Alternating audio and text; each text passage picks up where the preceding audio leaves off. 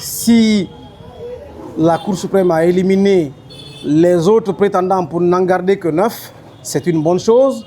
La Cour suprême doit avoir des arguments irréfragables qui justifient n'est-ce pas, le recalage de ces candidatures-là, de leurs prétentions.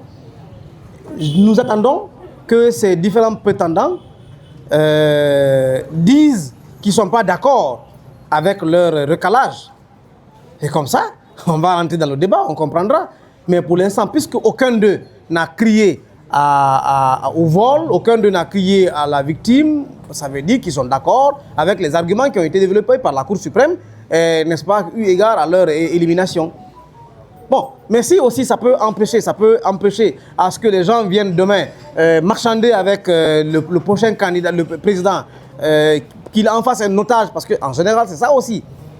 Si ça peut éviter qu'il y ait du marchandage, c'est tant mieux. Mais moi, ce qui me réjouit le plus, les 9 candidats là, en dehors de Dr Faya, il n'y a pas d'anciens politiques. Il y a un renouveau politique. Oui, Abessila n'a jamais pesé quelque chose. Il n'a jamais pesé quelque chose. Jamais. Moi, je pense même que c'est le type de candidat qui devait être éliminé. Parce que c'est des gens qui vont à la course en ne comptant que sur son candidat. À part Kindia, il ne compte sur rien d'autre. C'est ça le problème. Attendez, oui. Non, Bouna, il vient pour amuser la galerie. Attendez, mais attendez, vous voyez un Guinéen, vous me voyez moi, Joachim, vous voyez moi, des Guinéens comme vous, élire un Bouna, il va aller parler d'économie où, avec qui? Il va parler de droit avec qui? Non, mais attendez, il faut qu'on se prenne au sérieux ici. Il faut qu'on se prenne au sérieux. On me dira qu'il ne suffit pas d'être un lettré pour être un chef, d'accord, mais pas un chef, pas à ce niveau, quand même. Bien. La présidence de la République. Écoutez, les années où des gens qui n'ont pas le BEPC, pas le baccalauréat, pouvaient être présidents en Guinée, ça s'est passé. Il ne faut pas qu'on nous ramène en arrière. Honnêtement, aujourd'hui, nous sommes à une époque du pragmatisme. C'est ça. Essayons d'avancer. On a 9 candidats. Moi, je pense que c'est très bien comme ça.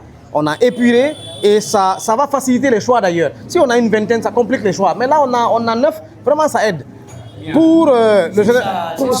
Sur les pronostics, je vais vous décevoir. Bien. Vous savez que je suis à la base avec certains amis de la création de la convergence. Si nous avons créé la convergence républicaine, c'est pour faire gagner Mamadi Doumbouya. Mais nous ne voulons pas seulement qu'il gagne, nous voulons qu'il gagne de la meilleure des manières. Bien. Et de quelle manière? C'est de faire en sorte que sa victoire, avant même le 28 septembre, soit vue par tous, par ses opposants, par la communauté internationale, par ceux qui le détestent et par ceux qui l'aiment. Il faut que, de par ce que les gens vont voir dans les prochaines semaines, on dise non, c'est même pas la peine de compétir.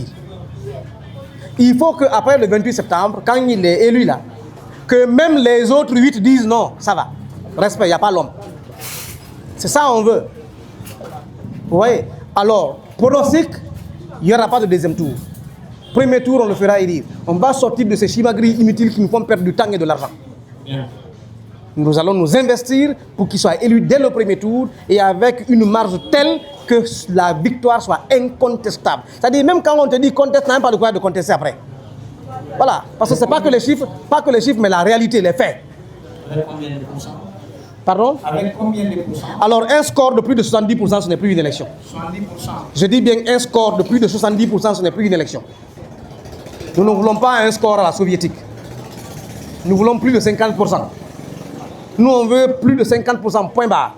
Maintenant, je ne dis pas 80%. Quelqu'un qui vous dit on veut 80%, ce n'est pas un politicien, il faut l'éloigner du chef. C'est des gens qui sont prêts à tripatouiller, c'est des gens qui sont prêts à faire du bourrage, c'est des gens qui sont prêts à substituer des procès-verbaux pour faire élire de la mauvaise manière. Ça apporte du terreau au discours de l'adversaire. Nous ne voulons pas alimenter les discours des adversaires. Mamadi va gagner cette élection sans qu'on ait besoin de recourir au bourrage d'urne, sans qu'on recoure à la substitution de procès-verbaux, sans qu'on recoure à quoi que ce soit de malsain. De manière propre et saine, les citoyens constitués en défenseurs de la refondation vont travailler à ce qu'ils soient élus. Les 15 000 bureaux de vote seront surveillés par nous, la Convergence républicaine. On le fera de manière bénévole. Bien, en tant que politologue, parmi les 8 restants, c'est-à-dire la part de général, Selon vous, qui sont ces candidats qui peuvent vraiment récupérer leur position, c'est-à-dire avoir les 5%? On va les parler.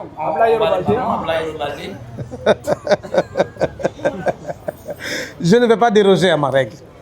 Je dis que je ne suis pas un homme de pronostic.